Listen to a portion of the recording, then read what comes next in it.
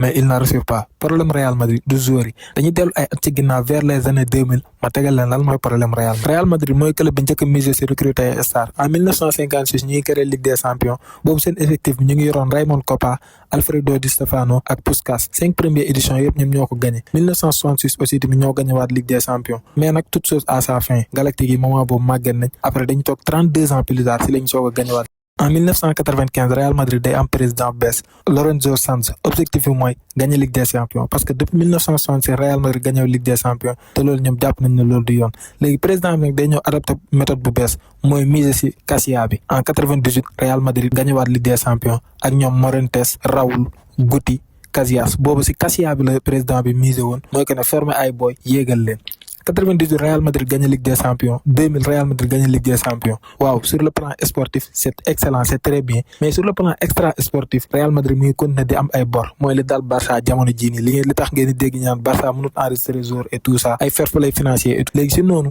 président bi Sanz day anticiper élection yi parce que élection tous les 4 ans la war a am moom falaat nañ ko de 99 lañ ko falaat léegi moom day anticiper élection yi woote élection parce que bor bi jaaxal na ko xamatul nan lay def léegi benn businessman bi ñuy wax Florentino Pérez moom bi mu déggee loolu rek si la postulé pour nekk président mais moom postulé bu di yem fa moom daal di postulé ba pare dem wax socios yi ne leen su ngeen ma falee président ma indil leen Luis Figo Real Madrid Luis Figo moment boobu ma rappelé leen moo nekk capitaine Barça def na Barça 5 ans socios yi mooy ñi nga xamante ni ñooy investir si club bi ñoom ñoo yor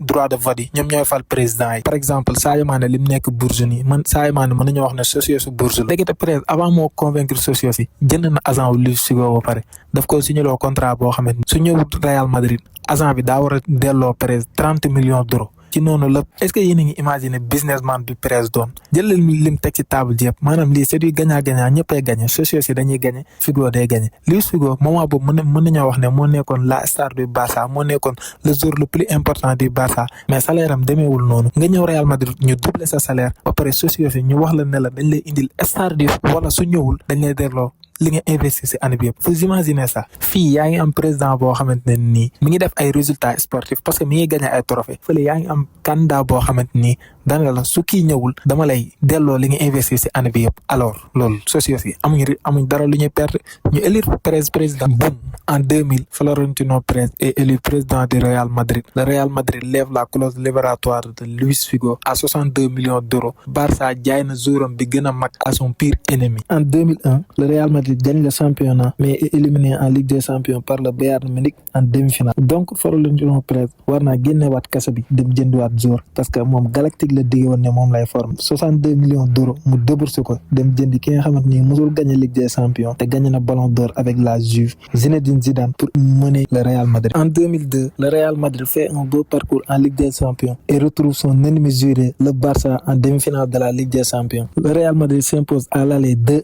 au Camp Nou. Retour bi métti woon na trop mais 0-0 la jeexee Real Madrid daal di mujjee qualifié finale. Le Real Madrid a l'obligation de gagner ce trophée sinon c'est année balance ak effectif bi mu yor loolu du yoon Real Madrid warul année balance puisque perte na finale Coupe du Roi bi contre le Deportivo La Cologne championnat aussi tamit perte na ko le Real Madrid a l'obligation de gagner ak effectif bi mu yor Roberto Carlos Raúl Zinedine Zidane Luis Figo Morientes Claude Makélélé le Real Madrid a l'obligation de gagner finalement le Real Madrid s'impose face à Bayer Leverkusen 2-1 sur une magnifique volée de Zinedine Zidane qui donne la victoire au Real Madrid. Alors, l'objectif est atteint. Florentino Pérez gagne son premier Ligue des Champions parce que Real Madrid buñ ko waxee tamit moom Ligue des Champions ñoo leen tax di football quoi ak président bu fi mënti doon président boobu mënti ñëw ak objectif lu mu mënti doon Ligue des Champions ñoom moo leen tax di football. Florentino Pérez gagné na première Ligue des Champions année boobu nag en 2002 Coupe du monde dafa amoon mu am beneen star boo xam ne toj na ko muy Ronaldo Nazario le Brésilien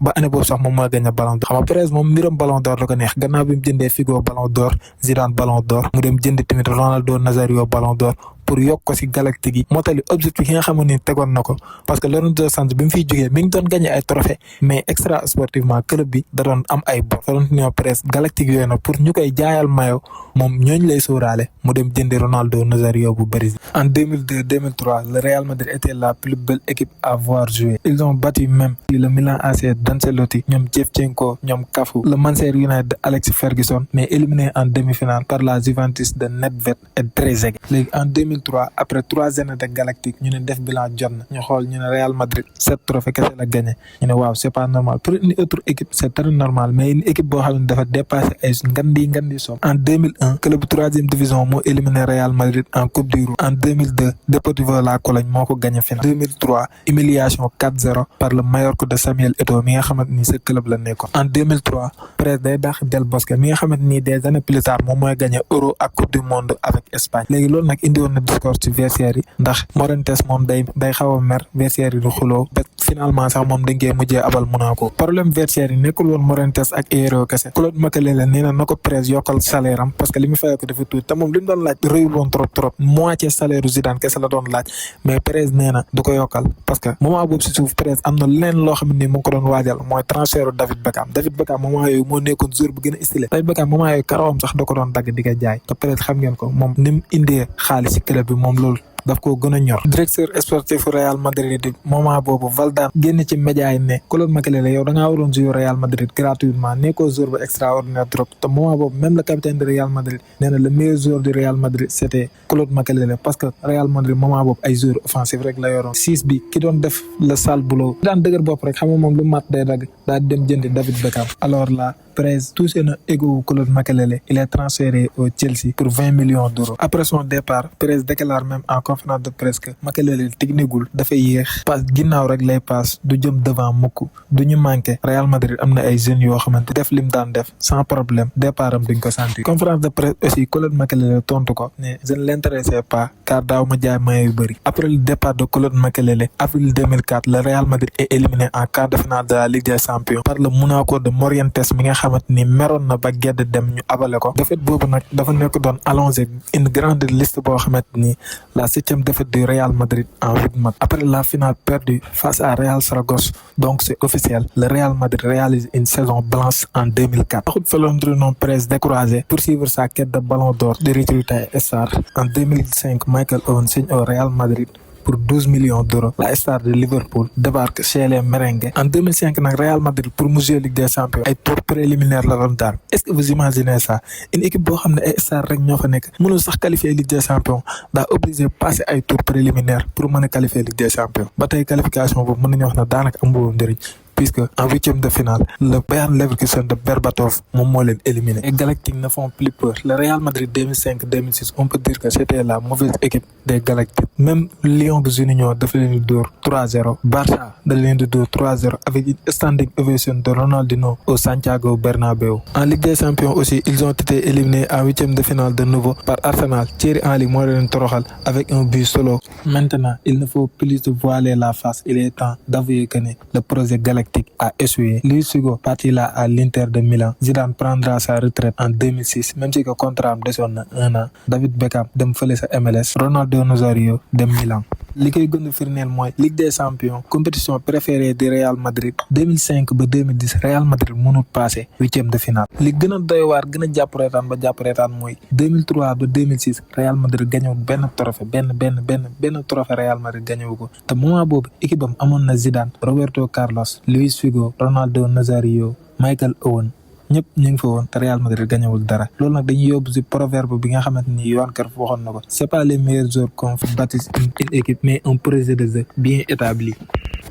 Les Galactiques am na nag ñu naan échoué nañ ñii naan échoué wuñ mais Perez daal en tout cas moom objectif am réussir na ko parce que objectif am moo nekkoon génne Real Madrid ci jafe-jafe yi mu nekkoon mooy financier bi nga xamante ni Real Madrid mi ngi doon suuxu ci jamono yooyu te effectivement génnee na leen ci. léegi nag yéen lay laaj ci commentaire yi léegi nag dinaa leen indil les Galactiques ñoom Benzema ñoom Chris ñoom Kaka ci partie 2 bi mais balaa loolu da ngeen di abonné vidéo bu perché incha allah dinaa leen génneel partie boobu.